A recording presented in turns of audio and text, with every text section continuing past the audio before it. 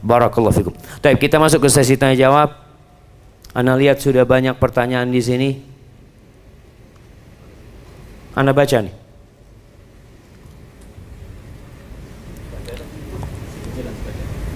Nah, fadhal. Assalamualaikum Ustaz. Semoga Ustaz dan kita semua dalam keadaan sehat. Ustaz, bagaimana hukum seorang penjaga keamanan atau satpam tidak sholat Jumat? Apakah itu dosa pimpinan atau dosa pribadi? Masya Allah.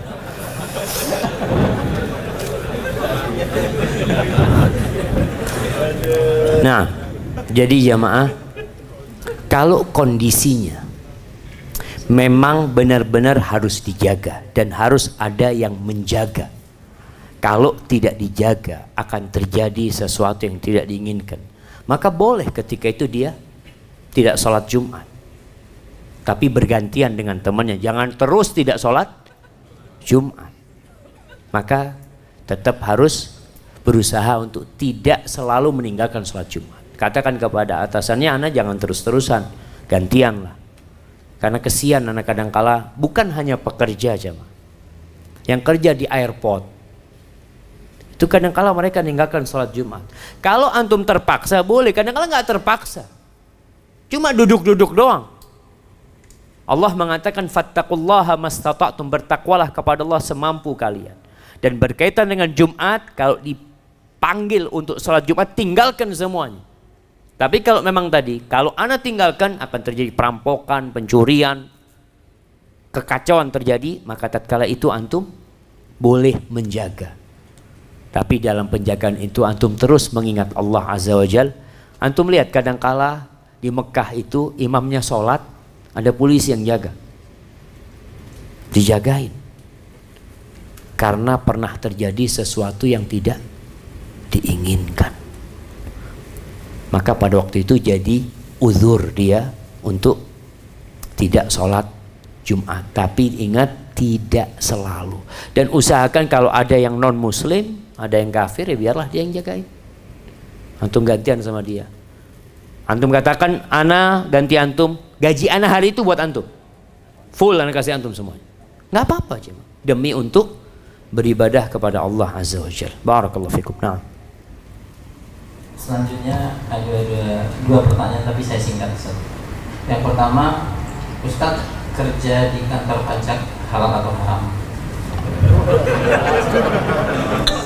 Pertanyaan selanjutnya dari Sahrudin Banten, apakah rezeki halal dan haram yang kita dapatkan sudah ditulis di Lauhul Mahfuz atau tergantung kita yang mencarinya? Jika rezeki sudah ditulis untuk saya 100 triliun dolar, tapi saya banyak melakukan dosa, apakah Allah tetap memberikannya kepada saya yang berdosa atau tidak memberikannya? Barakallahu fikum. Nah, kalau berkaitan dengan kerja di kantor pajak, kayaknya itu Ustadz Irwandi yang bisa jawab. Jadi memang Ana berharap negeri kita bisa memiliki pendapatan yang lebih berkah daripada menarik pajak tersebut. Sedih ketika melihat ya supir Mikrolet makan di warung, dia harus bayar pajak. Padahal penghasilan dia sangat sedikit sekali. Dan sebuah negara boleh ngambil pajak dari rakyatnya dalam kondisi darurat. Ketika memang negara itu tidak memiliki sumber pendapatan. Ketika di satu kondisi, ya kalau Ana lihat pada waktu umat Islam mau menghadapi Tatar di Ain Jalut, itu Sultan Qutus pada waktu itu bermusyawarah sama ulama, gimana kita nggak punya duit ini, boleh nggak kita ambil uang dari rakyat, kata dia. Dikatakan oleh ulama pada waktu Al-Izzi bin Abdul Salam, boleh dengan catatan semua yang ada di perbendaharaan kerajaan itu dikeluarkan semua dan nggak cukup, baru engkau ambil dari rakyat pada waktu itu. Dan akhirnya Allah kasih berkah kehidupan seperti itu. Adapun pertanyaan yang kedua berkaitan dengan apakah rizki kita sudah ditulis di Lauhul Mahfuz? Ya, semuanya sudah ditulis. Bukan cuma rizki, hidup dan mati kita pun udah ditulis. Jadi kalau antum mengatakan kalau rizki ana umpamanya berapa? 100 triliun dolar. 100 triliun dolar. Insyaallah. 100 triliun dolar itu sama 2 rakaat sebelum subuh, lebih bagus mana jemaah? 2 rakaat sebelum subuh. Antum mungkin, aduh betapa besarnya 100 triliun, aduh dengan 2 rakaat sebelum subuh kalah tuh jemaah.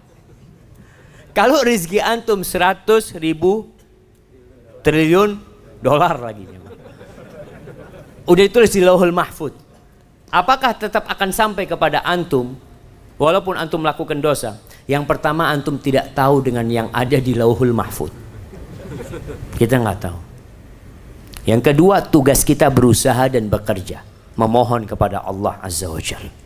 Yang ketiga, tinggalkan dosa, karena dosa itu termasuk penghalang dari rizki. Innal abda la yuhramur rizq bidzambi yusibuhu. Hamba itu bisa dihalangi dari rizki gara-gara dosa yang dia lakukan. Gara-gara dosa antum kehilangan rizki antum. Kalau antum berpikir rizki itu hanya duit, bukan jemaah. Bisa jadi rizki kita itu 2 rakaat sebelum subuh. Bisa jadi rizki kita itu sholat malam. Sebagian ulama mengatakan gara-gara aku berbuat dosa 4 bulan nggak bisa sholat malam. Kehilangan rizki yang besar jemaah. Kata Allah tentang rizki itu, ma indakum yanfat wa ma indallahi baq. Yang ada pada diri kalian itu habis. Yang di sisi Allah itu yang kekal dan abadi. Kalau antum punya duit 100.000 triliun dolar, antum bawa mati. Yang ada orang kepingin antum cepat mati. Ada gimana mati bagi-bagi fulus. Barakallahu fikum. Na'am. Selanjutnya, di kantor kami bekerja diizinkan untuk melaksanakan segala rangkaian ibadah wajib dan sunnah, tapi kami dilarang untuk memelihara jenggot. Bagaimana kami mensikapinya Ustaz? Masya Allah. Mungkin kalau piara jenggot bisa kebakaran. Iya. Kita tahu setiap warga negara Indonesia itu dijamin kebebasannya melaksanakan agama dia.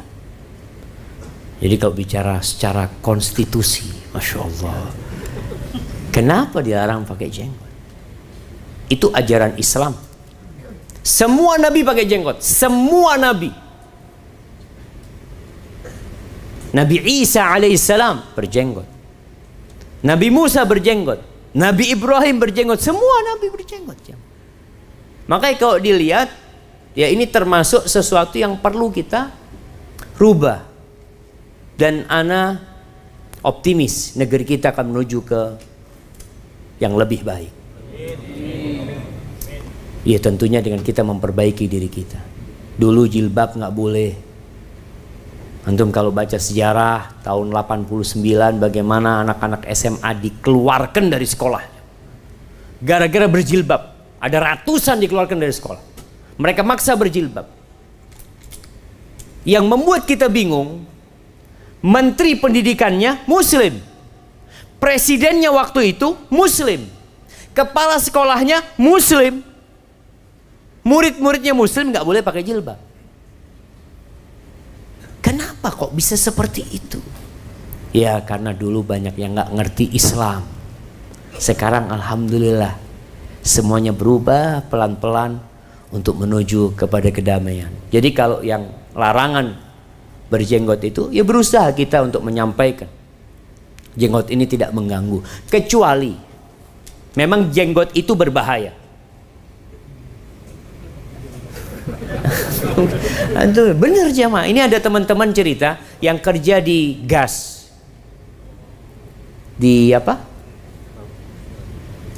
Ya di perminyakan lah. Dia ngomong, Ustaz, kita itu memang nggak boleh pakai jenggot karena ada gas yang beracun yang kita harus pakai masker. Jenggot itu menghalangi, Ustaz. Seperti itu.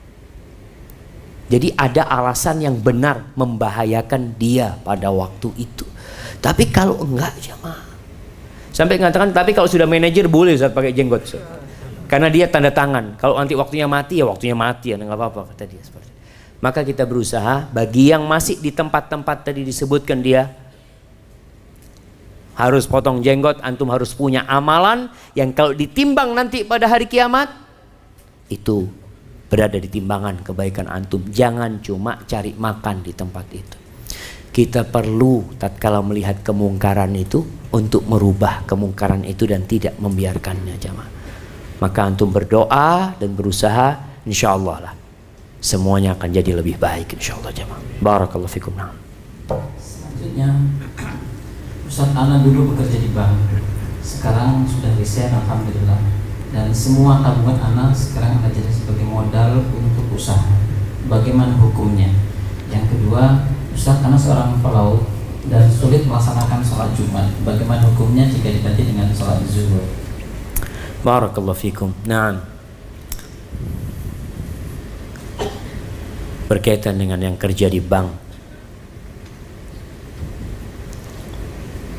tatkala antum resign dari sana, maka berusaha untuk bersih-bersih diri, berlepas diri dari yang haram.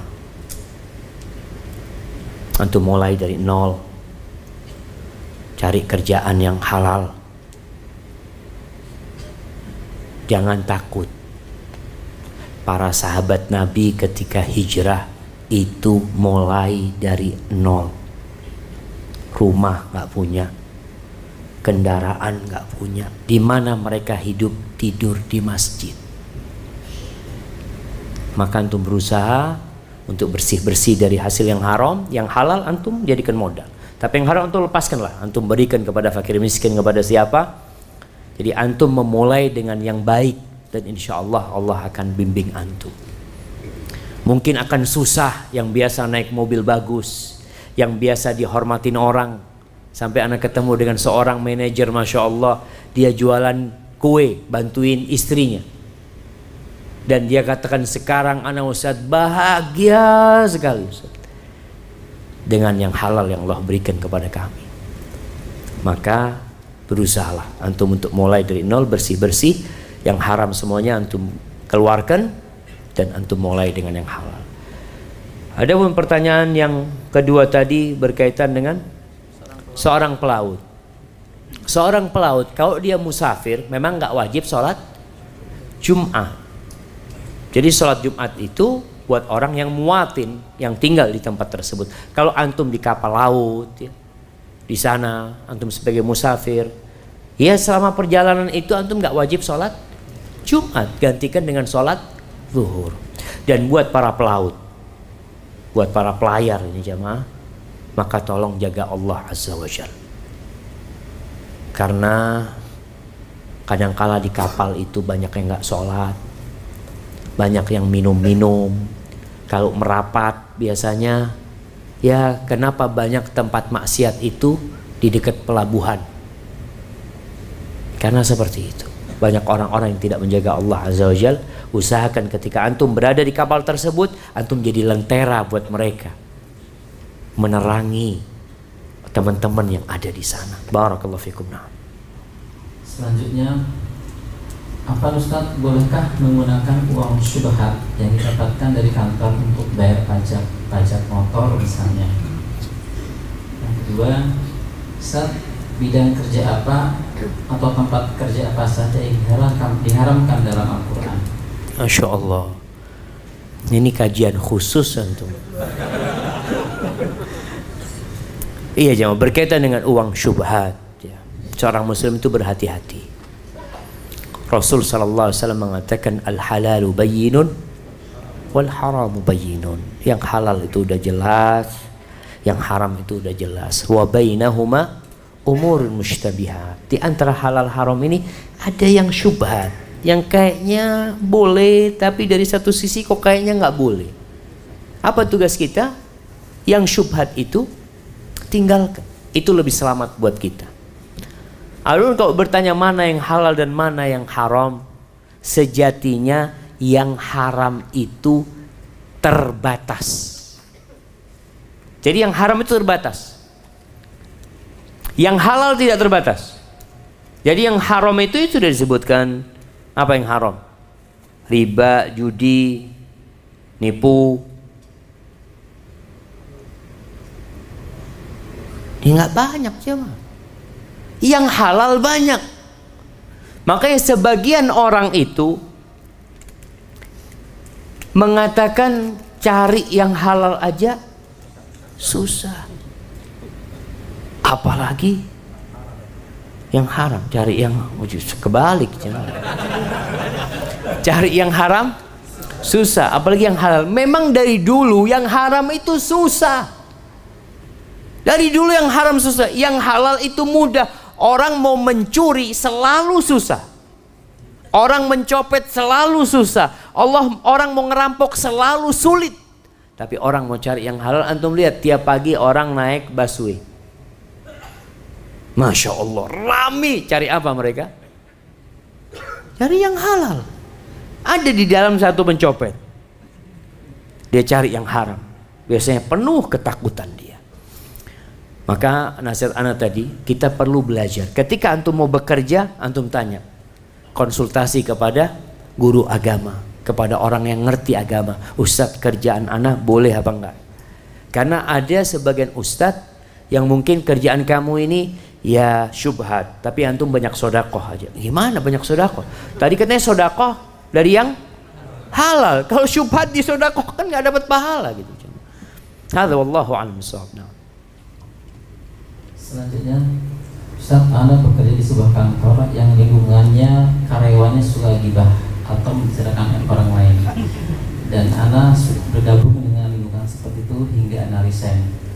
Nah, tatkala Anda mencoba untuk cuek, HRD malah memberikan SP untuk Anda. Mohon pencerahannya Ustaz. Barakallahu fiik. Nah, seorang muslim itu harus gaul. Kata Nabi SAW, alladhi yukhalitun nas wa yasbir ala adahum khairun min alladhi la yukhalitun nas wa la yasbir ala adahum. Yang gaul sama manusia dan sabar disakiti oleh mereka, diganggu sama mereka, lebih baik daripada muslim yang gak gaul, yang dia menyendiri dan tidak sabar disakiti oleh manusia.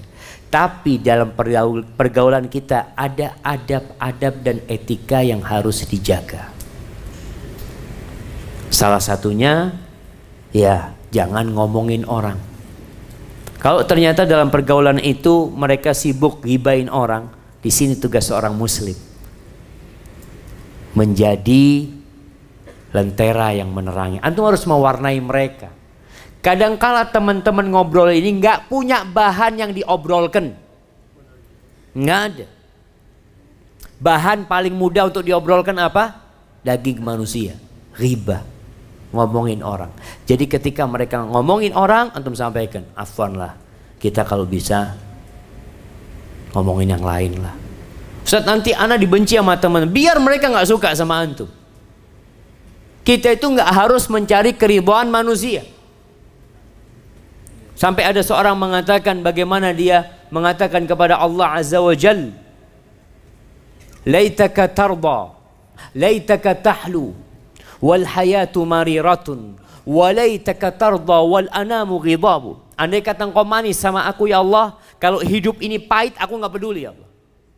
Andai kata engkau ridho sama aku dan seluruh manusia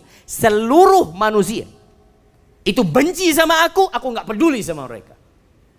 Laita alladhi baini wa bainaka amiru wa baini wa bainal alamin kharabu. Andai kata hubunganku sama engkau terjaga ya Allah, dan hubunganku dengan alam semesta ini rusak, aku nggak peduli.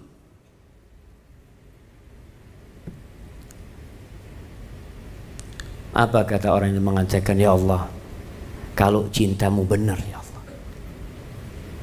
buat aku mudah urusannya. Semua yang ada di muka bumi ini tanah dan akan balik jadi tanah. Jadi antum sebagai seorang muslim dengan adab dan etika menegur saudara antum. Waktu sholat mereka nggak sholat, mas sudah adzan mas. Biasanya kalau ada teman yang suka negur apa katanya, oh jadi ustadz sekarang, masya Allah. Nah, mungkin sekarang dia meledek antum. Suatu hari akan ada orang-orang beriman yang menertawakan orang-orang seperti itu. Maka tetap antum kalau tadi ditegur sama HRD, datang kepada dia, sampaikan alasan antum, mohon maaf, anak nggak bergaul karena ini dan itu, tolong dikasih nasihat. Apa yang harus anak lakukan? Seperti yang antum tanyakan kepada anak, tanyakan kepada HRD. Kalau dia mengatakan HRD, aduh anak nggak paham agama ini, ya gimana kalau kita undang ustadz kajian di tempat kita supaya memberikan nasihat buat teman-teman yang masih suka ribain tadi jamaah. Hadza wallahu a'lam bissawab. Akhir Ustaz. Ustaz, bagaimana hukumnya menikahi janda dengan wali hakim karena orang tua si janda tidak setuju dan tidak menerima anak? Padahal anak sudah sering jalan bareng bersamanya saat berangkat kerja maupun pulang. Padahal anak sering sholat, sedekah, dan melakukan amal-amal kebaikan yang lain. Tapi kenapa anak masih bermaksiat? Apakah ada hubungannya dengan pekerjaan yang kurang halal? Anak bekerja di perusahaan di mana sumber dananya dari bank, padahal perusahaan anak jual beli sembako, tapi modal perusahaan dari bank. Jazakallahu khair. Barakallahu fikum jamaah. Ya antum kalau jandanya nggak mau sama antum, dicari yang gadis. Tapi yang jadi masalah jandanya mau sama antum. Akhirnya antum berusaha untuk menghalalkan hubungan itu walaupun tidak diridhai oleh walinya. Janda ini memang berhak menikahkan dirinya, tapi bukan berarti tanpa wali. Kalau walinya tidak mau menikahkan, maka antum bisa, bukan antum, calon istri antum itu bisa melakukan gugatan wali adl. Di pengadilan agama itu ada wali yang menghalangi putrinya atau saudarinya untuk menikah. Kalau alasannya tidak syar'i, nanti perwaliannya akan dipindahkan oleh hakim kepada yang berhak. Tapi mungkin itu tidak terlalu penting buat antum, karena ana lihat ya antum sebutkan tadi, antum suka jalan bareng sama dia. Banyak terjadi perzinaan jamaah gara-gara ikhtilaf, campur baurnya laki dan perempuan. Ada seorang teman, dia pernah ada ribut sama istrinya, akhirnya dia mungkin sebulan tidur di hotel. Subhanallah, selama dia di hotel dia sering melihat teman-teman sekantor dia berzina. Na'udzubillah. Pulang kerja nggak pulang ke rumahnya, ke hotel dia lihat. Loh ini teman-teman. Kenapa? Karena pergaulan bebas tadi. Berduaan, ngobrol bareng ya. Padahal fitnah terbesar kaum lelaki itu perempuan. Kalau antum dititipin uang 1 triliun antum, nah kalau kita titipin di kamar antum fulus 1 triliun, kira-kira aman nggak? Aman insyaallah. Kalau kita titipin 1 janda di kamar antum, 1 bukan 1 triliun, 1 janda. Wallahu alam, kita anak kasih hadiah buat antum, masya Allah. Wallahi jamaah, wallahu alam, sahih jamaah. Nggak tahu kita jamaah. Makanya tugas antum yang pertama adalah bertobat kepada Allah Azza wa Jalla. Minta ampun sama Allah. Katakan kepada perempuan itu, sudah, ana akan melamar antum, kalau ditolak tolong anti urusin perwaliannya. Antum mau bantu tafadhol, tapi hubungan ini harus diputus. Jalan-jalan bareng ya, ngobrol bareng, makan bareng. Ada banyak dosa yang dilakukan sebelum pernikahan yang menyebabkan pernikahan tidak berkah. Sebagian orang na'udzubillah sudah berzina sebelum nikah. Ketika dia menikah, dia pikir dosa zinanya selesai. Siapa yang bilang selesai? Akan ada hisab. Kecuali antum bertobat dan tobatnya diterima oleh Allah Azza wa Jalla. Kalau antum katakan apa mungkin ini karena dampak pekerjaan, banyak dampak yang menyebabkan kita itu terhalangi dari kebaikan. Salah satunya makan yang haram. Maka tugas antum adalah bertobat kepada Allah Azza wa Jalla. Katakan kepada perempuan ini, sudah sampai di sini, anti urusan surat itu, ana akan jaga diri ana. Kalau tidak jamaah, tadi hidup kita akan jauh dari berkah. Kerjaan kita yang harapannya ya bernilai ibadah, akhirnya jadi untuk bermaksiat kepada Allah Azza wa Jalla. Hadza wallahu a'lam bissawab. Nah. Terakhir sekali lagi. Nah. Ini permohonan dari DKM Ustaz. Apakah pelayanan kepada jamaah tidak maksimal, yaitu dengan tidak menyiapkan tempat istinja yang tidak sunnah alias kencing berdiri padahal dana ada? Masya Allah. Taib, memang DKM masjid itu bertanggung jawab memberikan pelayanan yang sesempurna mungkin buat jemaah yang sholat.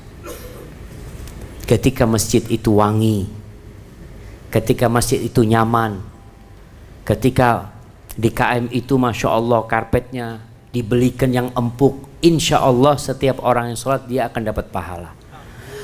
Kalau bicara toilet ini di banyak masjid memang ya kurang bersih. Sampai kita di Jember itu mudah-mudahan bisa terwujudkan. Kita mau bikin tim yang kerjanya cuma bersih-bersih toilet dan tempat duduk masjid.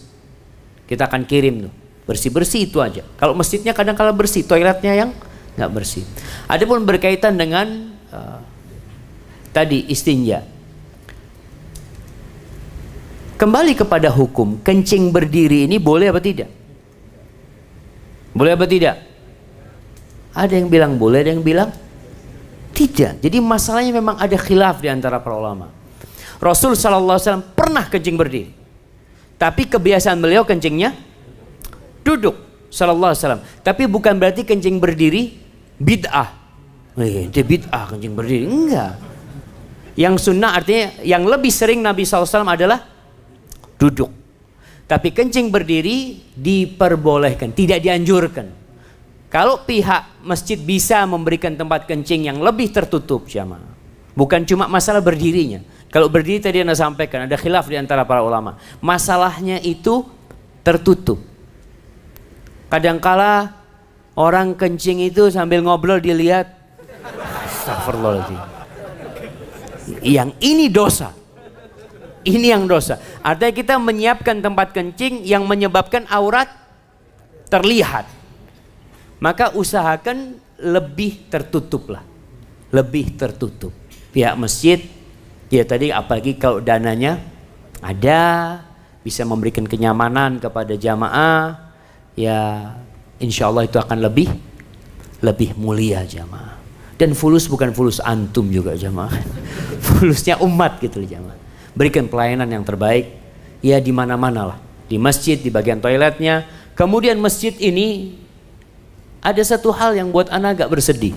Kenapa kok nggak ada rak Quran di depan sini? Ya di belakang sana yang baca, yang di sini orang akhirnya mau ke soft pertama itu. Anak sering masuk ke soft pertama itu mau ngambil Quran harus ke belakang. Maka usahakan di masjid manapun di depan itu ada rak Quran yang ditaruh di tembok lah atau gimana, sehingga orang ke soft pertama. Jadi ketika duduk di soft pertama depan ada Quran, mau tidak mau ya dia pegang Quran. Karena kadang-kadang di soft pertama baca Qurannya pakai handphone. Karena jauh tempat Quran. Ini termasuk pelayanan kepada jamaah, kemudian Quran ada Quran terjemahan. Hadza wallahu a'lam bishawab. Itu yang bisa Anda sampaikan jamaah. Apabila yang Anda sampaikan benar, itu dari Allah Azza wa Jalla. Kalau ada yang salah dan kurang berkenan itu dari diri Anda pribadi, Allah dan Rasulnya terbebaskan dari kesalahan itu. Taib, Anda mau kasih hadiah buat jemaah yang paling jauh. Mana yang paling jauh hari ini? Masya Allah. Dari mana itu? Pekanbaru. Jauh banget antum. Tapi udah tinggal di sini. Ya udah tinggal di sini. Nah, ya kalau yang tinggal di sini enggak. Dari Palembang. Datang buat kajian. Kajian selama sepekan ini. Masya Allah, kasih hadiah jemaah. Masya Allah. Tapi antum dari mana? Bekasi. Dekat sini Bekasi. Dari mana? Bojonggede. Lebih jauh mana Bekasi sama Bojonggede? Hah? Bogor. Jauhan Bogor. Kasih yang jauh Bogor. Antum dari mana? Tangerang. Jauh Tangerang jemaah. Ya kasih nggak apa-apa yang jauh aja. Ada dari Banten tadi, Banten. Banten? Mana? Ujung Aspal. Jauh juga? Oh enggak katanya jemaah. Nah, yang dari Banten, Ustaz, dari Banten. mana dari Banten? Jogja, ada yang dari Jogja jemaah. Bener dari Jogja. Kirim buat kali Jogja jemaah. Masya Allah. Amang dari Banten tuh. Tapi buat jemaah yang paling tua kita kasih. Nah, yang paling tua, yang umur 70. Kayaknya udah pada mati umur 70 jam. Tapi 60. Nah. 70? 80 jemaah. Masya Allah. Kirim ke belakang jemaah. Masya Allah. Barakallah. Masya Allah. 80 masih ngaji jemaah. Masya Allah. Masya Allah. Tapi yang di bawah 80? 70. 75. Hah? Anaknya 4 tahun, Masya Allah. Ada berapa? Berapa? 73, kirim ke 73 jemaah. Taib, barakallahu fikum. Ini punya siapa nih? Tinggal satu lagi jemaah. Taib, yang punya anak yang paling muda. Itu anaknya siapa itu? Sini ke depan. Sini ke depan. Bukan saya katanya. Sini mau dikasih-kasih sama ustadznya. Masya Allah. Masya Allah. Siapa namanya? Mas berapa? 3C. Tinggal di mana? Tinggal di Bekasi. Rumahnya di mana? Bojong Menteng. Oh Masya Allah. Fadl, ini hadiah dari Ustaz. Masya Allah. Barakallahu fikum. Hayakumullah jamaah. Itu yang bisa anda sampaikan. Kembalikan kepada pembawa acara. Wassalamualaikum warahmatullahi wabarakatuh.